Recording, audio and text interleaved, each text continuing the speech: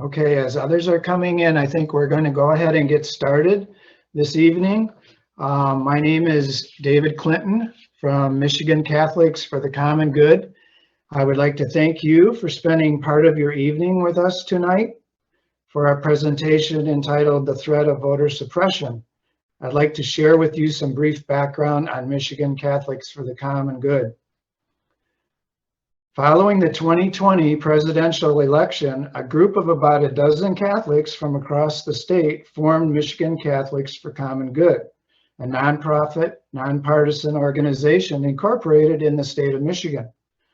The MCCG is dedicated to promoting issues of the common good in the context of Catholic recording in progress, social teachings, and the common good teachings of Pope Francis. We hold as a fundamental principle of this teaching respect for the dignity and sacredness of every person. Through this principle, we are working to bridge the divide in our local parishes and dioceses by addressing the need for tolerance, diversity, and inclusion, and taking action on issues of social justice and common good. Through prayer, education, and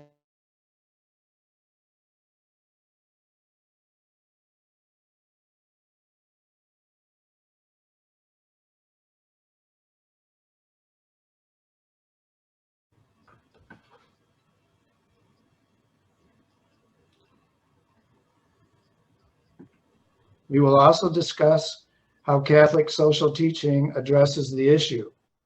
It basically will be broken down into 5 parts. The first, we will welcome Secretary Benson with her presentation, a panel discussion with a moderator, discussion of Catholic social teaching, the action plan, and a closing.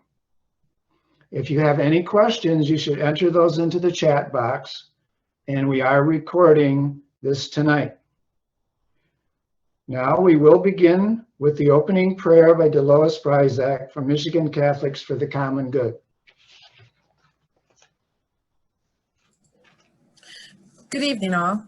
Let's bow our heads. Heavenly Father, we thank you for the opportunity to bring together so many knowledgeable people who want to support the faithful in their most basic expression of the ability to vote. Thank you for the voices who have gathered today to share their concern for the voiceless and their desire to give those without the opportunity and a way to be heard. Father, we ask for your guidance and discernment as we seek to bring love to quell hate, knowledge to block ignorance, patience to override hurried busyness, and quiet to block out the daily noise that keeps your word from reaching our hearts. Father, we thank you for the time, opportunity, and the hands to help us live out your work and share the common good with all. In Jesus' name we pray, amen. At this time, I would like to introduce Robert Anderson. Robert is a graduate of Georgetown University Law School, and he was very moved by hearing the speech given by Mother Teresa during his graduation speech. He and his wife are active in the St. Michael's Parish in Marquette, Michigan. Robert?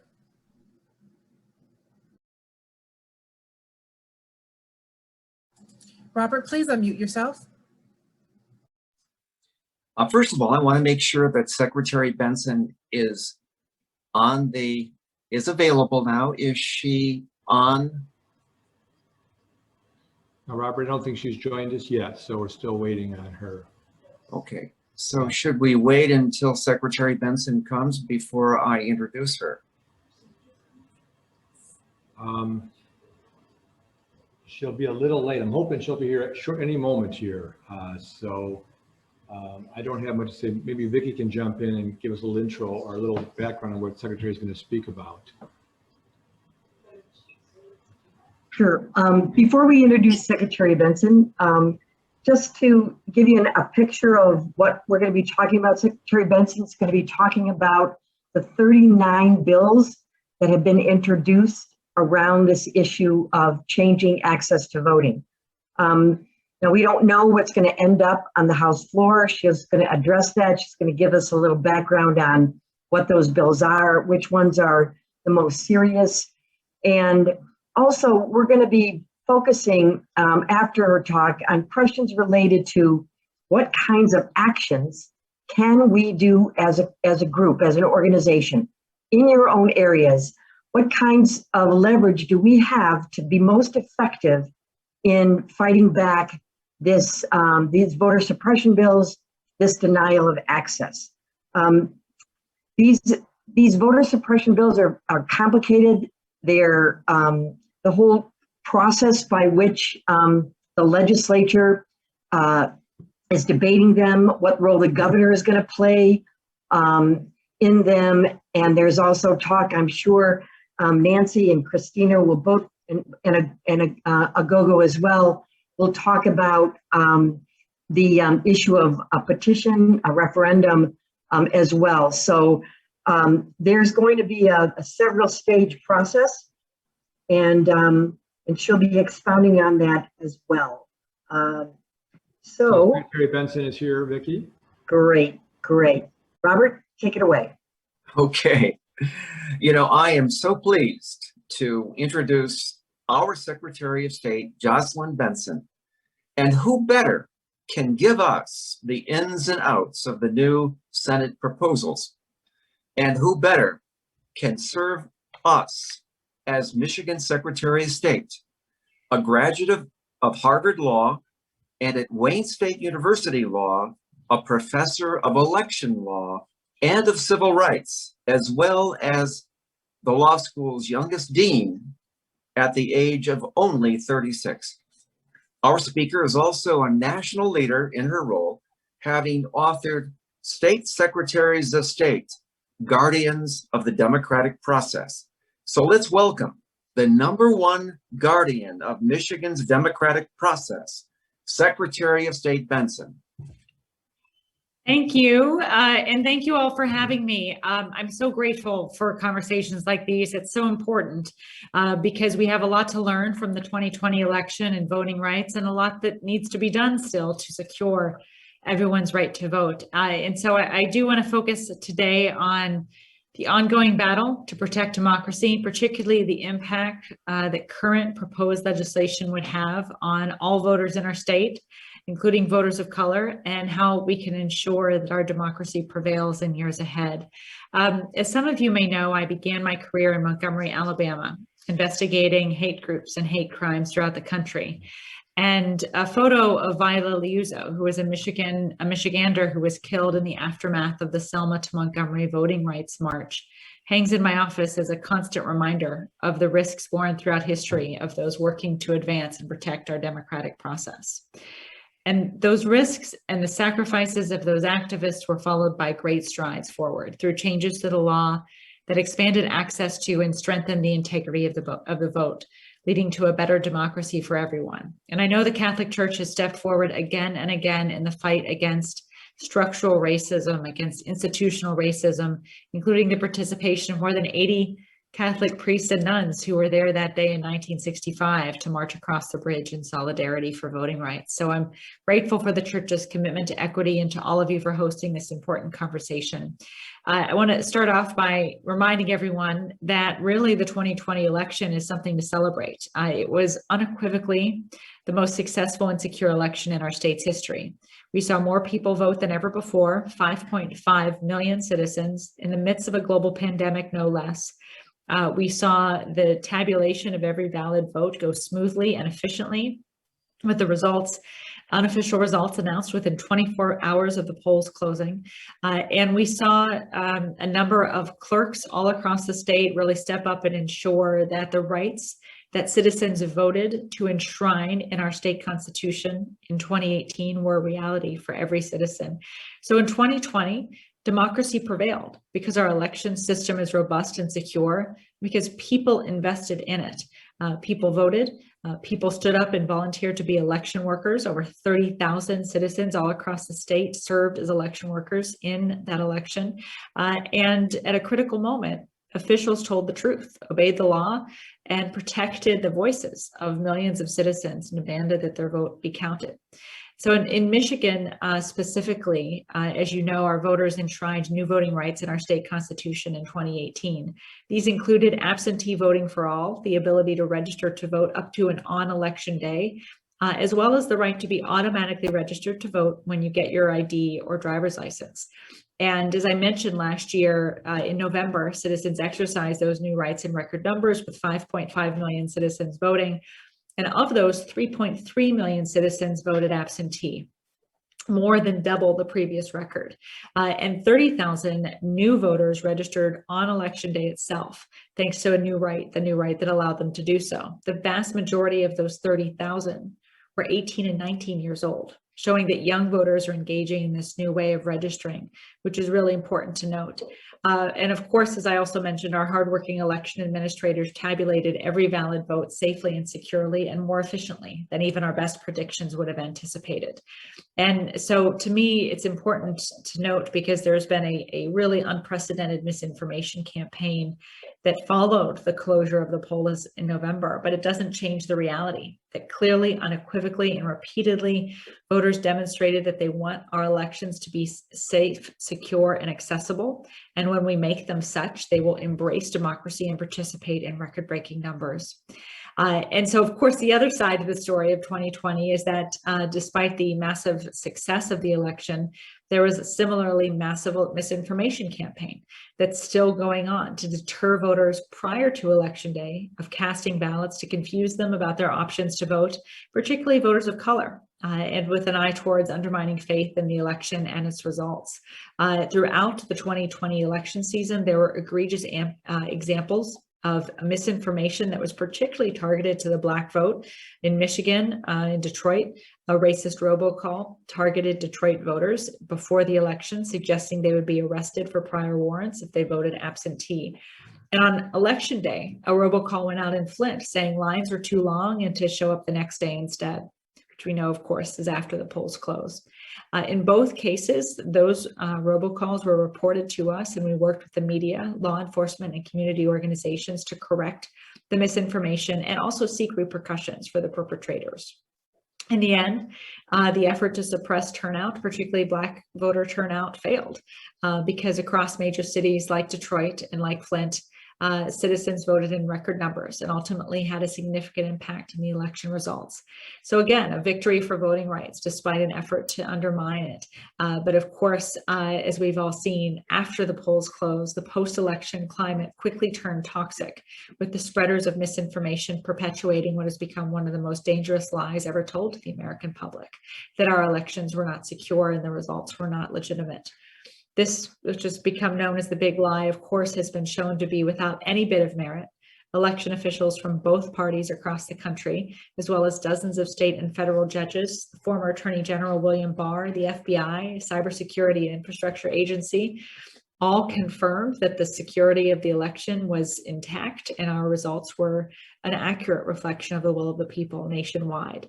And here in Michigan, we also conducted over 250 audits, more than ever that had been conducted in our state's history.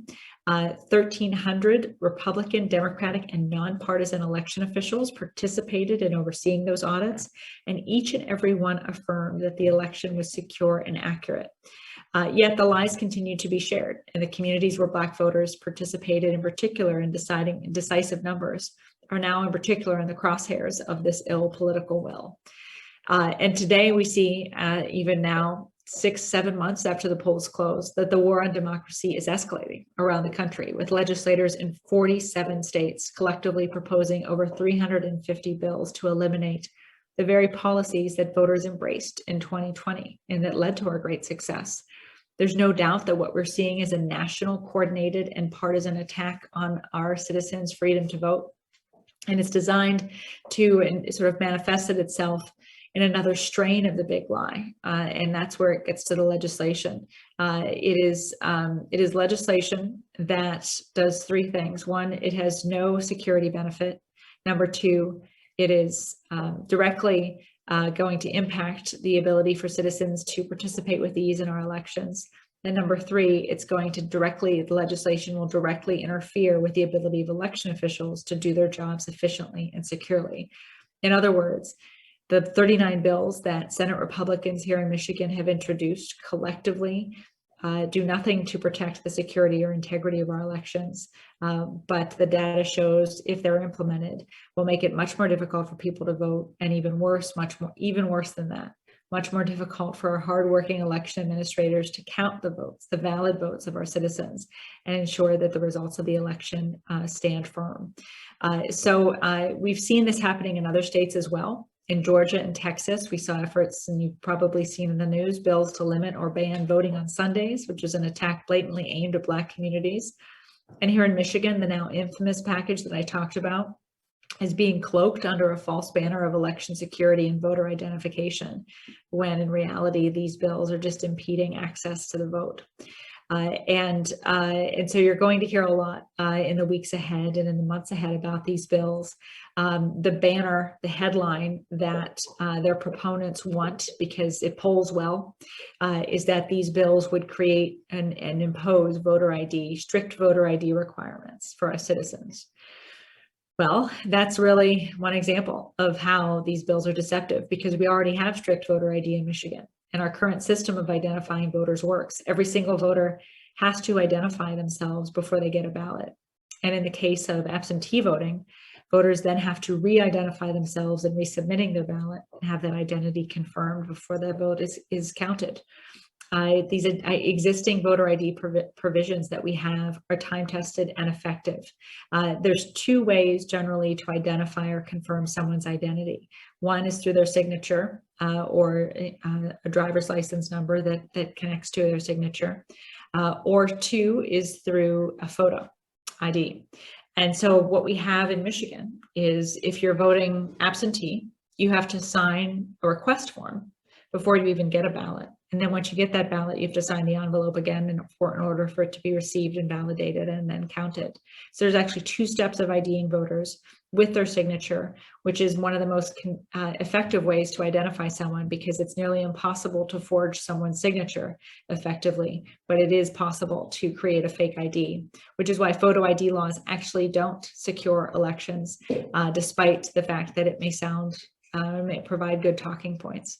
For in-person voting, we also have a great secure system of identifying voters where people show up with their photo ID and get their ballot, or if they don't have an ID, they simply sign an affidavit attesting to their identity under penalty of perjury. That signature is then used to affirm their identity, and they get a ballot that way.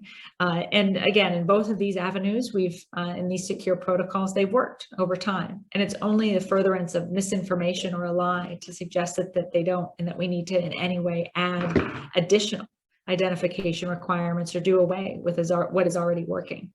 But the reality is these bills do away with those provisions, and in doing so, they impose provisions that don't add any more security requirements, but they do make it much more difficult for our clerks to administer the elections and actually validate voters' identity. For example, one of the changes to the law would enable and require citizens to have an option of photocopying their ID and sending it in order to get their absentee ballot. It's very possible that this option would be administered in such a way at the local level to be either required or confusing for voters. For voters voting in person, it replaces the signature affidavit option with a denial of the vote. In other words, if someone shows up and wants to sign the affidavit to affirm their identity, they would remove that option and instead impose that they don't get a ballot, that they'd get a provisional ballot, and then have to come back with some additional new identification verification to somehow prove their identity. I think it's important to note, again, that what we've got in place in Michigan already enables us to catch any identity fraud or theft. And what these changes would do wouldn't make our elections any more secure, but it would make it much more difficult for our clerks and our poll workers to administer elections effectively and efficiently. And again, those are just 2 of the 39 bills.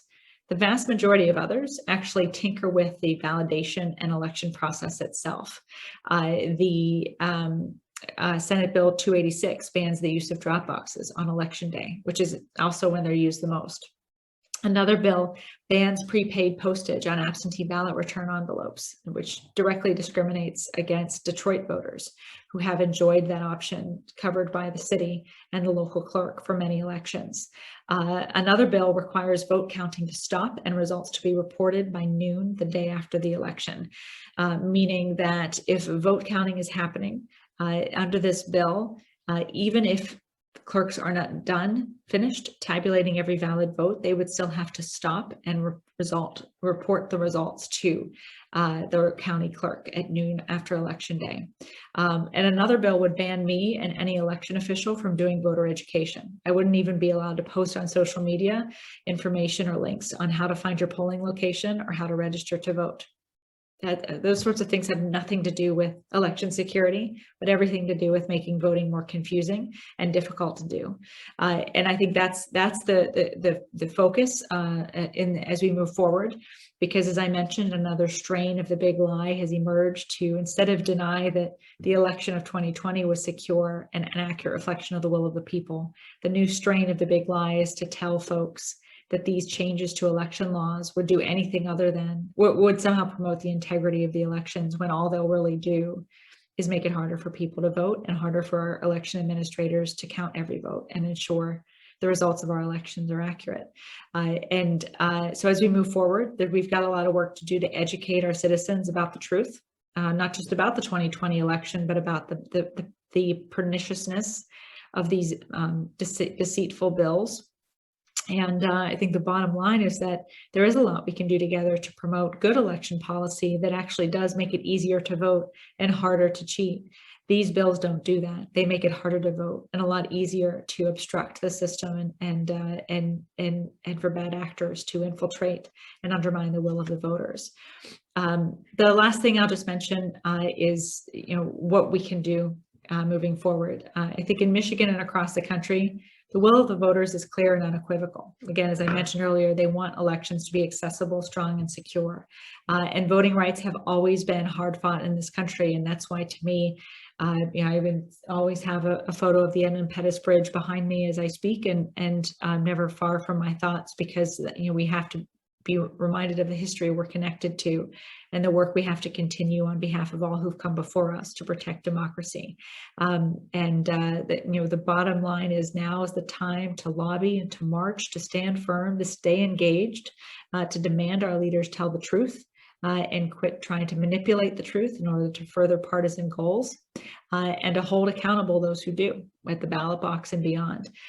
Together, we can actually protect our democracy just as we've done before. We can advance it as we've done in 2018 and in 2020, because at the end of the day, the things that give me hope are the fact that the truth is on our side, as are the people. That protecting democracy is not a partisan issue. It's one that protects people on both sides of the aisle and their voice and their ability to hold their elected officials accountable. And so it's up to all of us to protect that ability of accountability in our state and nationally. And that's the work that's before us today as we move into the years ahead. So thanks again for having me and your focus on these issues. And we've got a little bit of time left. I'd love to take some questions. Okay, well, thank you very much. A couple of questions that have come up in the chat. One is,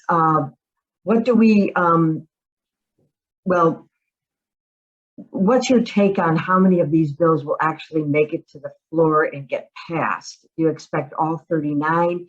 And then what is the expectation of the governor to do when and if they come to her desk? Well, I think everything is an ongoing process. We've already seen when the AARP came out against some of the more stringent identification requirements, they were quickly amended and backed off of. So we do see that the groundswell of outrage against these bills is having an impact. And so I think it's important to keep that up. And again, simply just speaking the truth to these folks who are trying to get away with changing the rules of the game to further their own partisan goals. And by continuing to shine a light on what they're doing here in Michigan, we've at least seen some changes because, again, the majority of the people in the state and this country are not supportive of these changes. the way, and the governor is fully aware of that as well. And so but I think it's important for voters specifically, and for organizations like yours representing citizens, to let lawmakers and the governor know your position on these things. And I'm certainly doing that as well. And through that, continually find ways to simply also just enforce the law, the constitutional provisions of our state constitution and our federal constitution. But I'm confident that the governor, is not supporting these bills. I think it's likely we can see many of them pass the House and the Senate. And then what they've stated their plan is to have a petition be brought to the legislature from about 4% of the voting age population, which is all it takes in Michigan. And that petition to change the law could be adopted by the legislature, and any changes to the voting that's adopted there could be in place by 2022. We'll keep fighting regardless. I think we can talk more about that, but the biggest thing I think right now is a commitment to shining a light through truth on what's happening, and also engaging others to do the same, because they have shown themselves to buckle to some of the public pressure they're getting. Okay, great. One other question. The issue of this veto-proof process, where they are going to go by petition. The Michigan voters passed a constitutional amendment to enshrine a lot of these voting access opportunities in law in the Constitution. So how does it jive? How do these bills jive with the constitutional amendment that was passed a couple of years ago, and with this kind of veto-proof process that is being planned? Well, it's likely. I mean, we're still waiting to see, what gets through, everything is evolving as we go. I think the state constitution and the amendments voters enacted into it is quite clear as to what protections to voters exist in the state constitution, of course, the federal as well. And so, I think, I imagine there's a lot of things on the table, and a lot of, maneuvering that'll occur. Right now, at this moment, the goal is to educate the public about the content of these bills and the proposal, because the immediate next step will likely be to try to deceive people into signing the petitions, and as we've seen happen before, and so that's why the public education right now is so key, and then moving forward, continuing to educate the public, and not forget that in 2018 a majority of voters overwhelmingly voted for accessible, secure elections, and they'll do it again if they have to, is my view. And so that's why staying engaged and not forgetting that the majority of people in the state on both sides of the aisle are on the side of democracy, and finding ways to engage that is, I think, got to be critical and top of mind in the short and long term. Okay, great. I guess the final question would be, is your office or any other organization you're aware of, is there like a one-page summary of the most salient points as you describe them, things like banning drop boxes, banning voter ed? I mean, I didn't even hear that before. The provisional ballot issue. Is there just a quick and dirty one-pager that could be used as an educational tool? Yes, we have posted analysis of the bills, all 39 bills, on our website, michigan.gov/vote. I'm not sure if Jeanette or anyone from my staff can also get that to you as well, but we did create that. And I also see a question in the chat about IDs that are required for all of us. Why can't we expect everyone to have an ID? I think the response to that is twofold. One, we do have voter ID in Michigan. So, that, and then secondly, and to keep reminding people of that, and the current system of voter ID works. In addition to that, it always gets under my skin when I hear people saying, well, you need an ID to fly on a plane. Why don't, well, it's not a fundamental right to fly on a plane. I think we have to remember that while it may not be difficult to add additional identification requirements that you and I might be able to meet, voting is about making sure everyone, regardless of where they are or who they are, can participate in our democracy.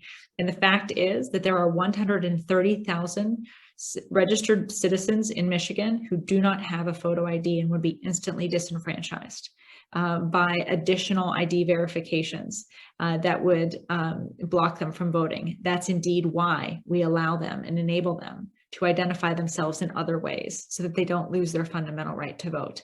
And I've always also said that, if we get if everyone has an ID, and I think that should be a priority for lots of different reasons. It's a good thing to get everyone ID, but that's not where we are. So let's do that first, and then we can have a conversation about adding additional ID requirements and predicating fundamental rights like the right to vote on having an ID. But let's get everyone an ID first before we start adding requirements.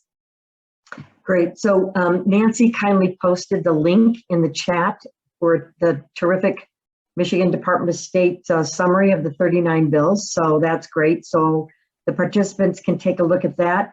And I'm sure in our follow-up to everyone on the webinar, we'll have that as one of the resources people can use to and some solid suggestions for action steps. It's a little past 7, and I know you have a stop here, so want to thank you very much for taking the time and to be with us tonight and giving us a lot of great insight on this bill and why this issue is so urgent. So thank you again, Secretary Benson, and we'll look forward to working with you in the future on this. Thank you. Thanks. Yeah, we've got a lot of work to do, and I just would emphasize and leave you by saying that those trying to undo democracy, their efforts are real, they are well-funded, they are strategic. $24 million has been allocated to various different states to further efforts like these. And they are all being done with an eye towards the 2024 elections, where there will be another attempt to undo democracy if people don't like the outcome. We have to be prepared for that and just commit to this work for the long haul. And I know all of you here tonight, and Nancy and Christina, and so many of you, Aghogho, who have been doing this work in the trenches for years, that you know that. And so at this point, it's just rolling up our sleeves and being prepared for a long haul effort to protect the vote, because that's what it's going to require to emerge out of this successfully. So thanks, everybody. Thank you so much. All right. Okay, great. So we're going to go to our panelists. 3 of our panelists are going to turn your video on and unmute yourself. And I'm going to introduce each one of them in order of their appearance. We'd like you to take about 4 minutes to respond, either to what Secretary Benson says or to just in any way on this issue that's important to you. And then after each one has done their 4 minutes, we'll take obviously questions from the chat and other questions from our team that I will ask you, and we'll spend about 10 minutes on that. So let me first introduce Christina Schlitt. She's the co-president of the League of Women Voters in Michigan. She has been a member of the League of Women Voters since 2001, and she just simply checked the box, on her bucket list to join the League of Women Voters. She was a member first of the Grosse Pointe League, held various positions, was president of that, and then served on the state board, and it continues to do so as co-president.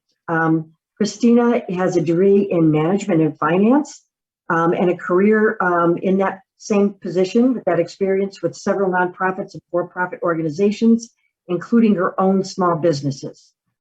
She's a member also of the League of Women Voters of Grand Traverse and Crawford County. She lives with her husband in Frederick, Michigan, right on the Manistee River. So great to have you join us, Christina. Our next panelist following Christina will be Aghogho Edevbie. He's the Michigan State Director of All Voting is Local, or I think that's, yes, All Voting is Local. Prior to joining All Voting is Local, Aghogho worked as an attorney for the Wang County in the prosecutor's office. He was a candidate for the Michigan House of Representatives in 2018 and has been actively involved in voter protection efforts since he was a young man, very young, 2010.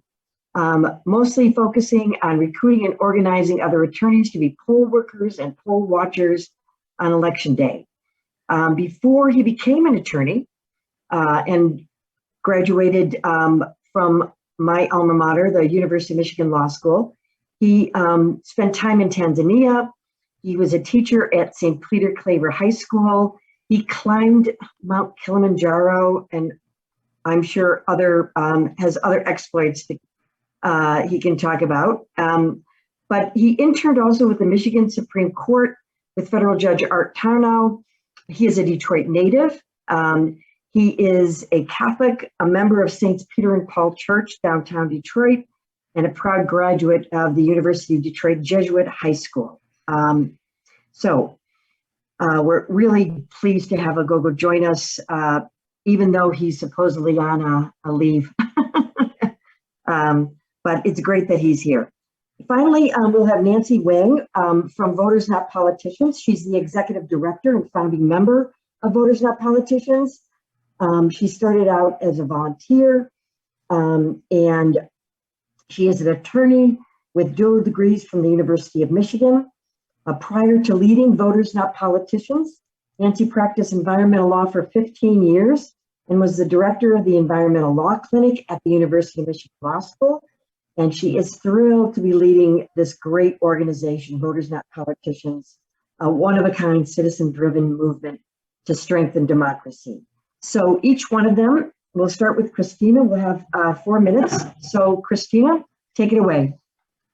Well, thank you very much, Vicki, for that kind introduction, and thank you to the Michigan Catholics for the Common Good for the invitation to be here tonight.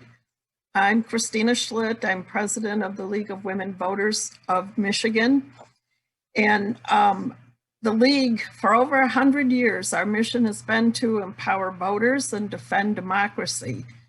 And the League opposes all of these 39 bills that have been introduced by the legislature. And we are actively countering it. We've spent a great deal of time with our League members, and we're supported at the national level as well. And just to let you know, the League is in 3 levels that are equal to the government. We have national, the state, and then local. So we're working with our local leagues, and as I said, national is supporting us. The League of Women Voters was part of the coalition that strongly advocated to change the laws in 2018. And in 2018, that amendment, constitutional amendment, was supported overwhelmingly by voters in Michigan because they wanted voting to be easier. We worked with a number of other organizations, PTV, ACLU, NAACP, BNP, to make sure that that happened. And that is to tell you something when an amendment like that is overwhelmingly supported, that people just want voting to be easier, more convenient, and we want people to participate. So why would we make it harder? Why would we change the hours? Why would we make it more difficult for people to register, to get to the polls? You know, this recent election was fair and secure and was completed with the integrity of election officials, from precinct poll workers to the Board of Canvassers to the Secretary of State's office. Voting was political when the voter made their choice, not how their choice was processed. The women and men that managed the election process did so after training, under oath, and with integrity. We do have a summary on our website of our positions and the very reasons that we oppose these. And just to give you a little more information about the League, we do not support or oppose candidates or political parties. We are nonpartisan, and we do not support or oppose issues unless we have a position, and we arrive at that position after at least a couple of years of study. So this has been well thought out, and if you go to lwvmi.org, we have each of the bills listed and our position in opposition. At this point, I can just wait for the others and answer the questions as they are presented. Thank you so much, Christina, for that presentation. Next will be Aghogho Edevbie. So Aghogho, you have 4 minutes. Great to be with it's great to be with everyone today and to be able to talk a lot about voting rights and what we can do to push back against some really harmful bills. But first, a little bit about All Voting is Local. All Voting is Local is a project of the Leadership Conference on Civil and Human Rights, and we're primarily focused on election administration. Last year, we did a lot of different work on drop boxes. We actually worked with Voters Not Politicians to develop a website, michigandropbox.com, to help voters find their own drop boxes. We did a lot of voter education, reaching out to over 1 million Michiganians to help them figure out their voting options, including how to apply for an absentee ballot. But we are focused here tonight about the 39 bills and the harm that they could cause, not only to the state, but also the Catholics around the state and our cities.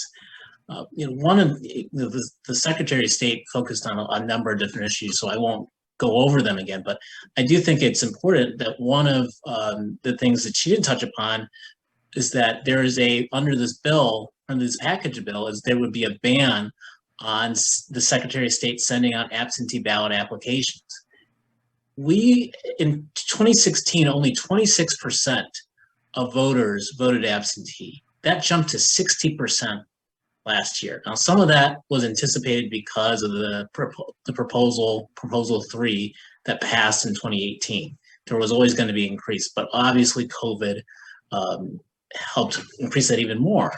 And just the natural desire for people to vote early on their own schedules and not by an arbitrary, day also increased that. And there's always going to be that demand. The sending out of the applications early, as the Secretary of State did, I believe in June and May of that year, last year, helped clerks prepare for the extraordinary demand. So if this ban were enacted, it would essentially leave local clerks on their own to fend for themselves as they deal with the increased demand for absentee ballot applications that 67% of the people of Michigan voted for just 3 years ago. As Catholics, one of the things that I was thinking about today is, there are 7 themes of Catholic social justice, and you can find it on the U.S. Conference of Catholic Bishops website. And I think you could speak to all 7, could speak to these bills and why they're harmful. But, specifically, there's a call for us to be, as Catholics, to be involved in community. This limits people's ability to be involved in their own communities. There's a call to protect the vulnerable and the poor. This limits the ability for people all across the spectrum in the state to be involved. So we really have to stand up, and this should be the time where we're doing more to expand the franchise and expand people's ability to vote. And that means making sure that we have a robust early vote option. One of the proposals is to have an option where people can actually see their ballot go in a tabulator instead of the in-person absentee ballot option now.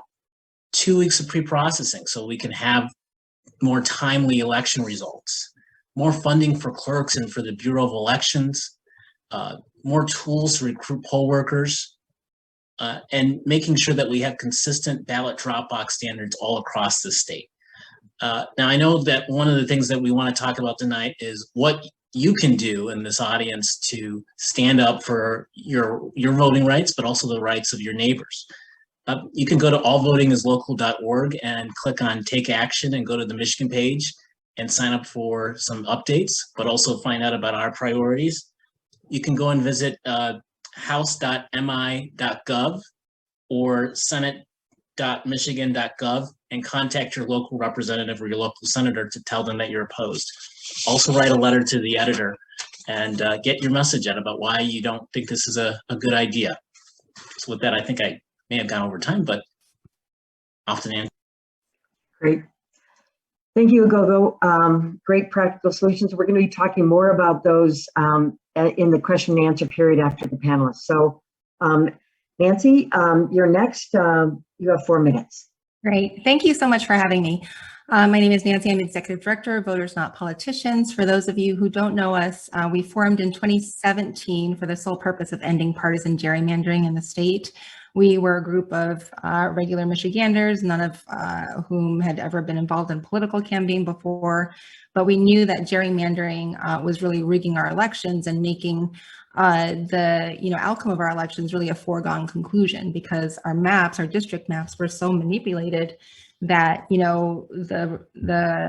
dominant party, the Republicans that were kind of drawing our maps, could kind of maximize their advantage in every election, and that's exactly what they did. So what we did was, we put an initiative on the ballot to amend our state constitution to put in place a citizens commission that is now in place, and we'll be drawing maps that, instead of splitting our communities apart and giving parties an advantage, actually keep our communities together.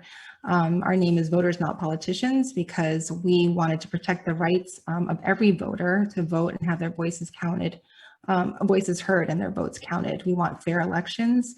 And we are grounded in the principle that's written in our state constitution that all political power is inherent in the people, not politicians and not political parties. So what we're seeing today is an attack, an attempt to rig our elections, but in a different way. So instead of gerrymandering, we have politicians who are trying to prevent, make it harder for certain groups of people to vote. What we are doing, because we are a grassroots organization, we really relied on a vast volunteer network. We had about 6,000 to 8,000 volunteers during our redistricting campaign who collected 428,000 signatures. Again, we're all volunteers. We went on every street corner to collect petition signatures to put our amendment on the ballot. And we see ourselves as, really driven to use that infrastructure to fight for our voting rights and protect our freedom to vote now against these attacks. And like Secretary Benson said, these really, national coordinated attacks, just like we're seeing in Texas and Arizona and Georgia, are now being brought in Michigan. And we feel like this really is an existential crisis for our democracy, an attack on all voters, regardless. It really is, it's Democrats and Republicans and independents in our state that have voted just recently in 2018 to expand our voting rights and make voting more accessible, to make absentee ballots more accessible. And, these attacks are really about, again, politicians and parties trying to preserve their power at the expense of voters. With respect to what we are seeking to do, I would love to just share this one. Yeah, we've been doing phone banks. We've dropped literature, knowing that a lot of voters don't know that this is happening. We've dropped, over 3,500 pieces of literature in districts, and we've submitted, hundreds of pieces of public comment during these Senate hearings. Next, we're looking to capture and elevate. So I think, as Secretary Benson alluded to, we're seeing this fight come through like a lot of different ways. So we think there's going to be this legislative fight, and certainly we're fighting that. But we also think that these, the same special interests that are behind, kind of moving that legislation through are also going to be launching a petition drive to try to, get these measures, to try to get the signatures so that they can then, get our legislature to pass these bills in a way that doesn't need the governor, right? Or can get around a governor's veto. So we are going to go out there once they're trying to get their petitions, signatures. We're going to be out there in the streets trying to get the truth out and to make sure that, they are not able to get signatures by lying to people about what they're trying to do.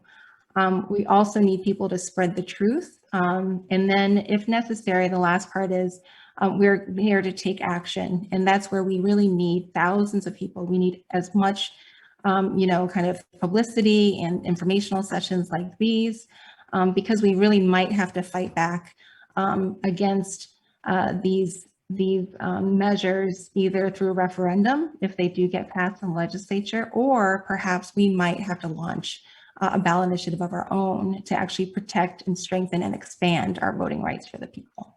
Great. I'm going to have to stop you there, Nancy. Thanks for sharing those points.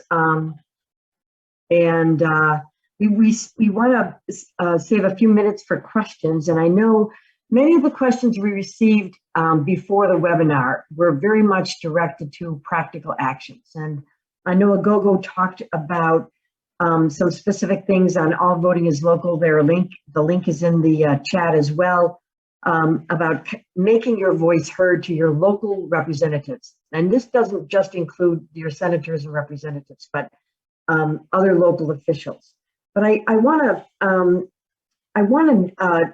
for maybe Christina to just say a tiny bit about a campaign that we've heard of, a decline the sign, and if what opportunities people might have in participating in that campaign. Can you unmute yourself, please? Thank you. As Nancy pointed out, the likelihood of a referendum or initiative will follow after the bills make it through the Senate.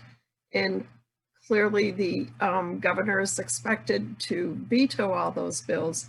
So when whatever group it is puts the referendum out there, they have to gather 340, 360 signatures, and we would expect that would be able to be done rather quickly or easily. So when there are petitions out there, there's going to be a counter movement, including VNP, and I would imagine Aghogho's All Voting is Local. I know the League will be part of it, and other groups.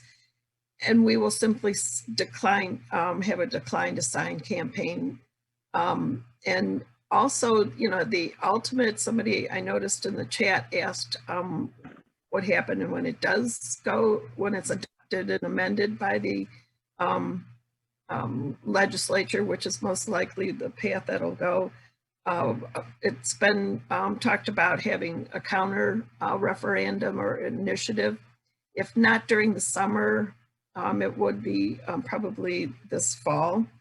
Although it has been talked about having not only a decline to sign, but have another referendum at the same time, just to make sure that voters have something to think about. And that's an opportunity to point out that these bills are not protecting the voter. They are not protecting the integrity.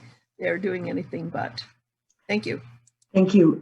Nancy or Aghogho, do you want to, I know there's been a couple of questions in the chat about the chances of it being overturned in court if it does get to that point as unconstitutional, given the 2018 constitutional amendment that was passed. Would either of you want to just briefly address that issue? Yeah, I'm not sure we know. You know, Proposition 3 has there's a provision in Prop 3 that says that the language has to be viewed favorably by the courts to expand rights.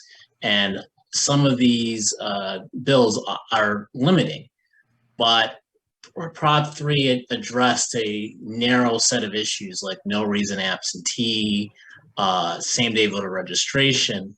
So to the extent that any of those bills conflicted with that, there's a chance that they would be ruled unconstitutional. But you know, we have a new Michigan Supreme Court. It's now a 4-3 majority for the Democratic nominated justices, but they have not ruled yet on any voting rights issues. So it's really, we just don't know what the ultimate outcome would be, or how extensive any ruling would be in terms of invalidating some of these anti-voter laws. Nancy, do you have anything to add?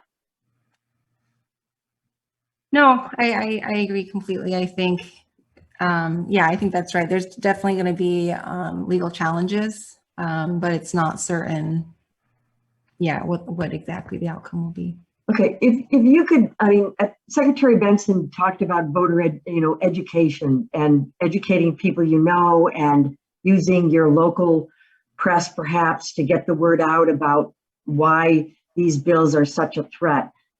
If there's one thing that you think would be most important now, that you could just take 20 seconds to say, what would be the one particular action that you think we should recommend to our group, in the follow-up to this meeting? We'll start with you, Aghogho. What would it be? One particular concrete action. Well, I think number one is organize your own community, organize your friends, let them know what's going on. I think I heard today, I was in the car driving out to Minneapolis, and I was talking to one of my colleagues, and a poll was released yesterday that only 14% of Michiganians know of the 39 bill package, know of the contents of it. So the more that people, I think, are aware of the dangers that we are facing in Michigan with this bill package, I think the more opposition will grow to it, and the less likely it will be that they pass, because these the people who are in favor of these anti-voter bills are counting on people's ignorance to be able to pass this in a very backward fashion and get away with it without any real public repercussions. Okay, great. Nancy? I agree. I think public education is what we really need at this point. I would say that I would, recommend that people sign up with one of our organizations here. I think we've all worked really hard to kind of synthesize a lot of the information, about the bills. We have action items, and then the hope is, I think, that you could take, all the information, the materials, kind of, some action items that these groups have put together, and then take them into your community and kind of spread the word there and take action as a group. Do you have anything to add, Christina, to that? Well, from the League's perspective, I can tell you we'll be doing webinars with our members, but more importantly, we have 28 leagues throughout the state. We have 4 or 5 in the Upper Peninsula, all the way down to Detroit and in Grand Rapids. And what we have in our plans is to have town halls. And what we'll do is each of these leagues will have town hall meetings and educate the public, engage other organizations at the same time to spread the word. That seems to be the most effective way. And I know it was successful when we helped to get the word out for Prop 3 and for Prop 2. And then last year, educated people on what their rights were after those propositions went through. And then we just came off a series of town halls also. Okay. Thank you. Great, thank you. So I want to thank each one of our panelists, Christina, Nancy, and Aghogho, for taking the time to join us tonight and educating us on these really important issues and giving us some idea. All of the salient links that have been mentioned are in the chat, and we still have more questions to go, which we'll try to get to as we proceed. But thank you again for joining us. If you could turn off your videos and mute yourself as we transition to our final panelists tonight. And I'm going to introduce Sister Mary Ellen Sheehan. Sister Mary Ellen, if you could open your video, there you go. So we're really pleased to have Sister Mary Ellen join us tonight. She's a theologian, born in Detroit, of Irish immigrant parents, went to a school that's close to my heart, Immaculata High School in Detroit. She entered the IHMs over 60 years ago and has a master's degree in philosophy and began teaching at the theology at St. Michael's College in Toronto and stayed there for, I guess, over 35 years in Toronto teaching theology.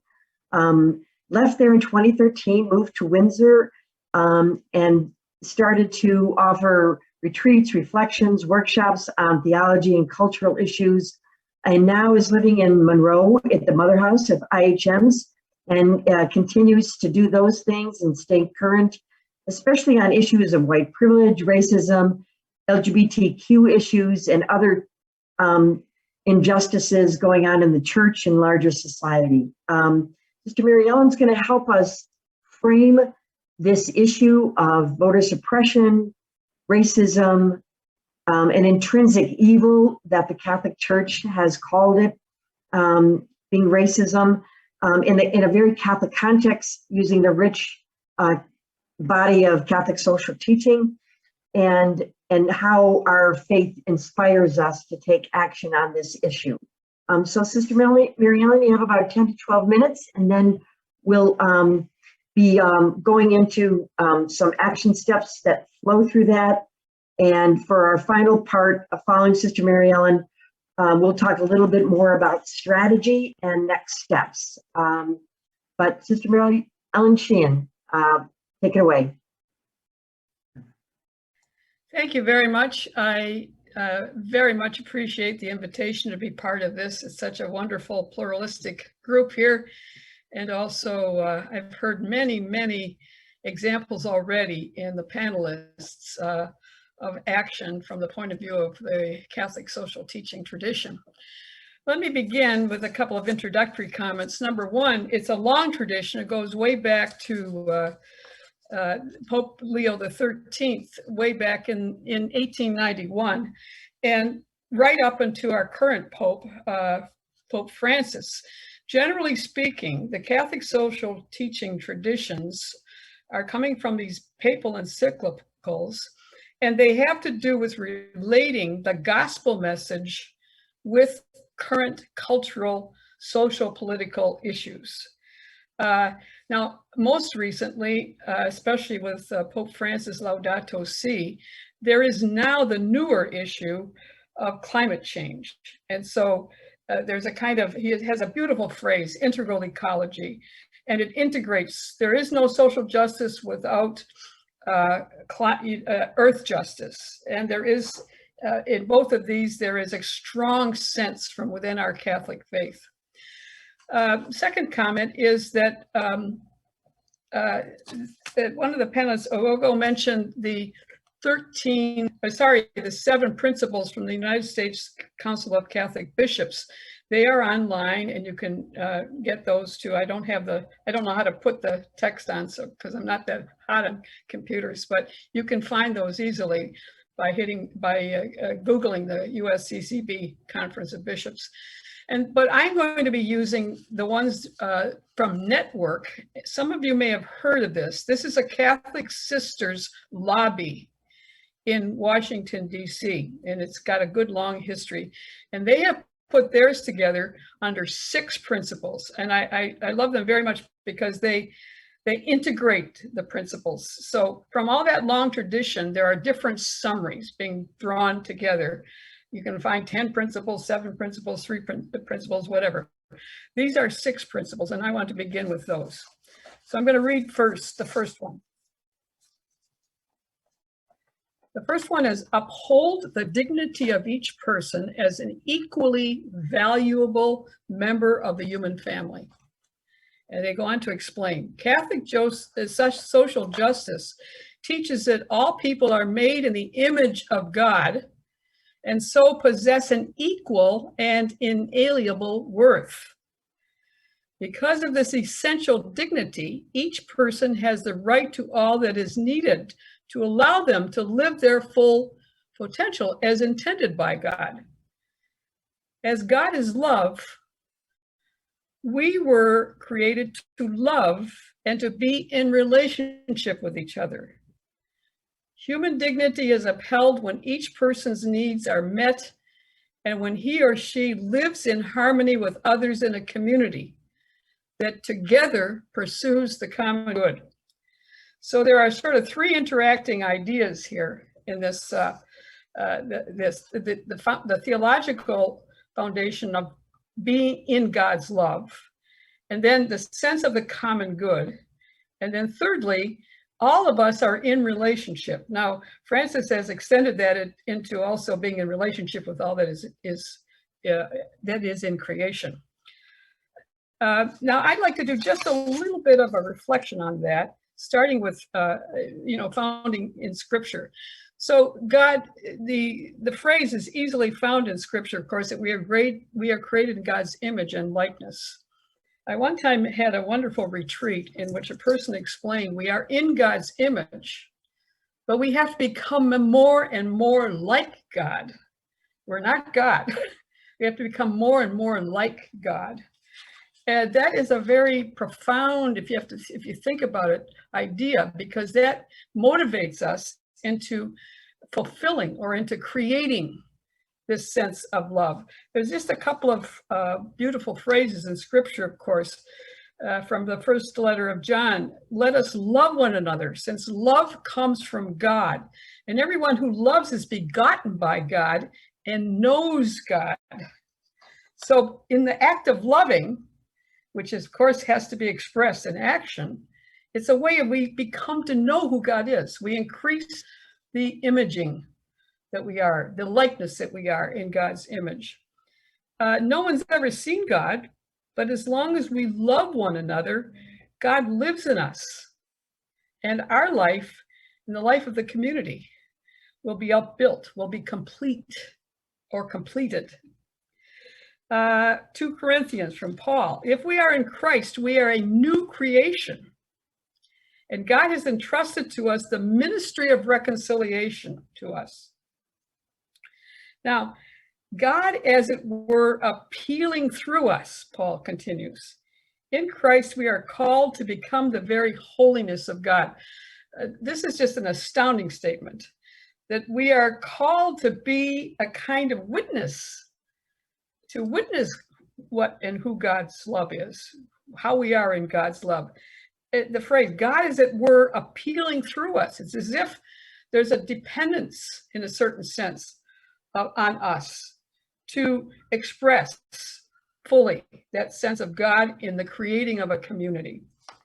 Now, Pope Francis recently has made comments on Wednesdays, and this one goes back to, I think it's in May of 2021, and he gives a reflection on this very thought, saying something like this: everything comes from this, from a heart that feels that is looked on with love. When that is the case, reality is contemplated with different eyes. I look at God, God looks at me, he says, in loving contemplation. Now, contemplation, though, is in no sense in opposition to action. In fact, contemplation requires action, he says. There is no opposition in Jesus, and certainly in his gospel, because Jesus works always from that inner love of God toward action and toward wider and wider inclusion. So this notion of being in the image of God as the first principle stated there by the network group is a very profound, and I think for me, it's very important to get into that space first, because we can be easily discouraged sometimes when things don't go our way, or when we're in kind of difficult dialogues with people on accepting the facts as so completely described by our Secretary of State. Now, there's a second principle from the network group, and this is: we embrace our right and responsibility to participate with others in our shared public life. This is what has been so beautifully, for me, described already by the panelists. Catholic social justice teaches us that we have a responsibility to participate in politics out of a concern and a commitment to the good of the community. This means that we cannot be bystanders who scoff at the political process. Instead, we are called to vote, to inform ourselves about the issues of the day, to engage in serious conversations about our nation's future, and to learn to listen to different perspectives with empathy. This responsibility to participate means each person also has a fundamental right to participate, and they must be equipped with the resources needed to do so. I think that some of this spills over into some responsibilities we have as well in the local communities, but also at the state, to be sure that the resources are there in order to be able to carry out in action the right to vote, the right to participate. A third principle that they enunciate is to be in solidarity with those who are living in poverty in the struggle against the structures of injustice. Catholic social teaching teaches us to look at reality through the eyes of those who have been made poor by oppression and injustice. These are the eyes of Jesus. When there was oppression or injustice, this prophetic action of Jesus was to encounter that and to react against it, especially in all those beautiful healing narratives. We do this when we join together to end poverty. People forced into poverty have the single most urgent claim on the consciences of the nation because they are denied the right to a life consistent with inalienable dignity. The responsibility to uphold the dignity of each person means that we must judge our own lifestyles, those of us who have, our policies and our social institutions, and in terms of how they impact those suffering from the injustices of policy. Now, this again is a profound and very well integrated statement, because economic injustice is the result of structured racism, of course, of the effects of colonialism, where there was a certain power over all existing nations that were, or peoples that were. And this also makes some mention about another principle that's called solidarity and subsidiarity. So this principle requires, in terms of the Voting Act, that we be in solidarity with those with less, and in an effort toward equity, toward equality, but also in subsidiarity, meaning that those who are affected the most by the voting rights, proposed voting rights actions here, they are to be consulted. So there should be no laws without consulting those who are at the poorest of the poor as to how do we equip them to participate. There are two more. I don't know where I am in my time here. I'm trying to take a stat of that, but you have about 30 seconds. Okay. So the other two have to do with bridging divisions, where the primacy of a kind of individualism takes power from a common good. So I'd like to just sort of summarize some of this. You can read, as I said, you can follow up with more with the network principles here. But so I'd like to summarize by saying that we committing to these principles in an action is a way that we have to continue to make real what's in the USA Declaration of Independence in order to form a more perfect union. It's not a perfect union. It's got to be more perfect. Or in the Christian scriptures, the beloved community, which of course Martin Luther King Jr. pronounced over and over and over again as a prophetic statement. This is our responsibility, all of us, shared responsibility.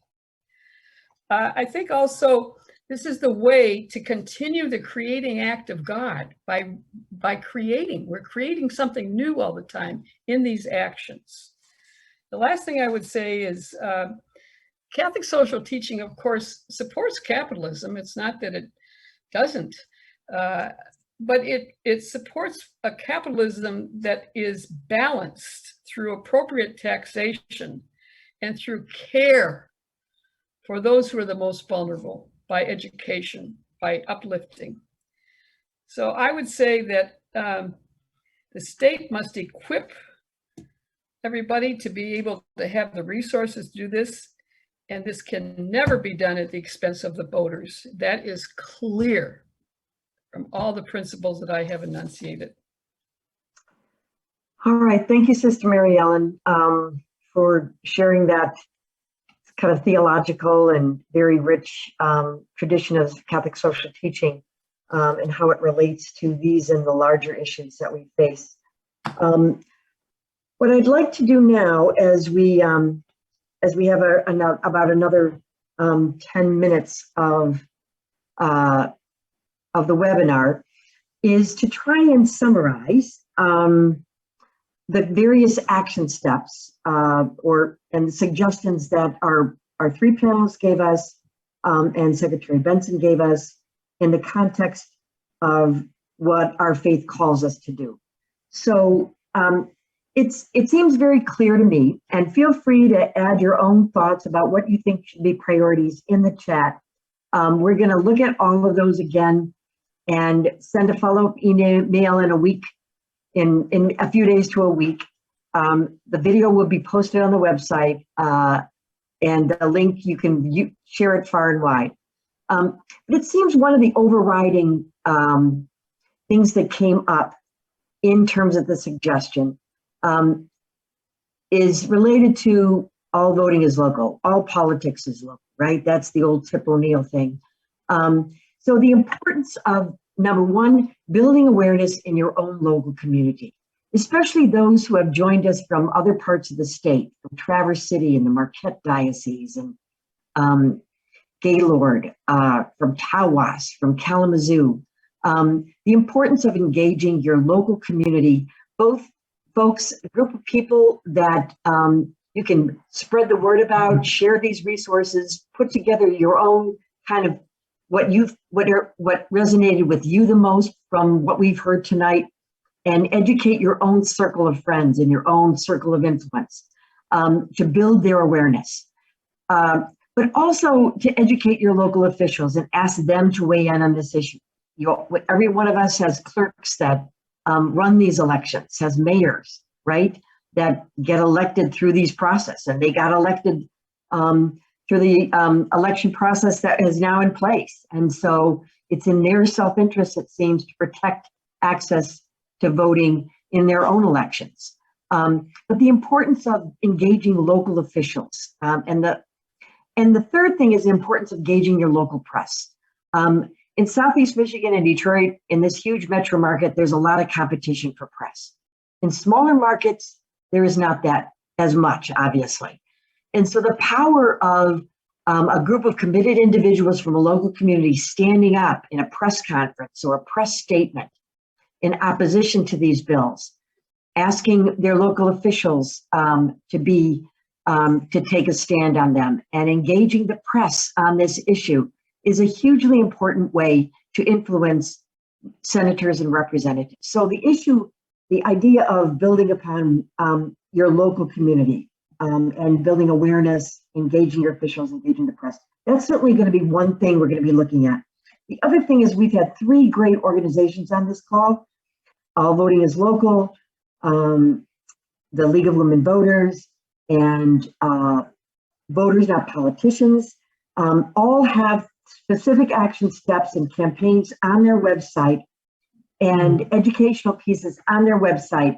We're not trying to recreate something here that takes away from those organizations that have been in the trenches on this issue for a long time.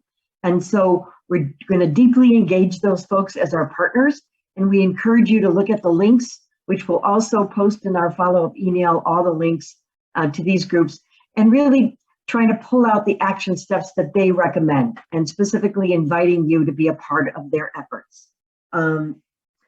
Because we're a Catholic organization and we deal a lot on the diocesan and parish level, we know that obviously as folks come out of COVID, more churches are reconvening their regular masses schedule, and more ministries are reconvening. Social justice committees are reconvening. Christian service committees are reconvening.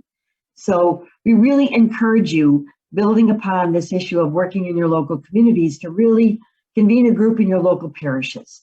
It may be one of the first meetings as you convene your whatever ministry you've been involved in, or create a social justice committee. This seems like a really good opportunity to use that group as a way to create a partnership between all of you and to engage and build awareness on this issue. So getting a parish team together to work with you on this, I think would be really critically important. The other suggestion that came out in the chat actually was the idea of a debate between a Democratic and a Republican legislator. We started our first webinar called Bridging the Divide, right? And we wanted to use that as a theme that is a theme in our mission statement and our vision. And so as strongly as we might feel about the racist implications of these bills, it does seem to be a value of ours to sort of try to let all voices be heard. So that's something else we're going to be considering, is looking at that kind of debate and really engaging all the participants like tonight in a much more direct way and a lively way. So especially we're going to be looking at Catholic legislators. So to really hone in on some of the things Sister Mary Ellen has said, and certainly we know Network very well, having Sister Simone as one of our first presenters on the whole issue of bridging the divide, and their wonderful resources called Equally Sacred Priorities, I think will be a tremendous thing. But we're going to be looking at that idea. So if you want to weigh in on that, whether you think it's a good idea to convene a type of debate like that, we really want to, excuse me, hear from you. Excuse me. So those are the best ways I can summarize what we're going to be doing in a follow-up email. And summarizing these action steps, if you want to email RK Faba to let us know directly what you think about the debate, or if you have another idea, we'd like to hear from you in that regard. But I want to transition to our closing, but again, emphasizing the idea of creating a local parish team, engaging your local officials, and to build awareness, to ask them to take a stand, engaging your local press would be really important, I think, as ways in which we can use the resources of all these groups to define the kinds of action steps we're going to take. But look for our email and look for the webinar to be posted, a link to the recorded webinar to be posted that you can repost on your own social media platforms. So with that, I'm going to turn it back over to David to close us out here, and then to Dolores to give us our prayer. David? Yes, as we begin our closing, I again would like to thank our speakers and facilitators, Secretary Benson and her staff, Christina, Aghogho, Nancy, Sister Mary Ellen, and the Michigan Catholic for Common Good staff, Robert Anderson and Vicky Coveri, Dolores Frizak, Rich and Kathy for the technology, Bill, Tom, Mary, Coretta, and Teresa for organization and planning. You know, this group works really, really hard for the good of our communities, our states, and our country. And I am really proud to be part of this group. And as a personal note, I would just like to thank all of you in the audience tonight for sharing space with us this evening. It's so important that issues such as voter suppression, as well as others that continue to surface, be addressed through prayer, education, meaningful conversations, and deep listening, and with the intent of supporting those that are most impacted in our community. Our goal should be to make things better, not worse, for our community, easier, not harder. All people should have an equal voice and an equal chance to make decisions for our cities, states, and country. All people have strengths and contributions that can be made for the betterment of our society. Michigan Catholics for the Common Good is dedicated to promoting issues of the common good in the context of Catholic social teaching and the common good teaching of Pope Francis. We hold as a fundamental principle of this teaching respect for the dignity and sacredness of every person. The suppression, disenfranchisement, or disregarding the will of the people is not acceptable. It needs to be called out when it occurs. So again, thank you so much for being involved in our discussion this evening. And now Delois will close out with her prayer. Thanks, David. Let's bow our heads. Dear Father, we thank you for the knowledge and wisdom that has been shared with us today. We, as the faithful, are told to focus on what protects or threatens the dignity of every human life. We know that having a say and a voice in our lives is one of the greatest gifts of the citizens of this country. The faithful are called to use our collective efforts to oppose policies that reflect prejudice, show hostility towards immigrants, reflects religious bigotry, or supports discrimination. As is written in Proverbs, speak up for those who cannot speak for themselves, for the rights of all who are destitute. Speak up and judge fairly. Defend the rights of the poor and the needy. Father, grant us your guidance as we each go out to work for those who cannot speak for themselves and secure the rights for all to be heard through their vote. We ask for the strength to fight for civil rights and social justice. We ask for these things in the name of your Son, Jesus Christ. We humbly pray. Amen. Thank you all for coming again tonight. Once again, this session was recorded and it will be posted to our MichiganCatholicsForCommonGood.org website within the next coming days. Thank you all very much and have a wonderful evening.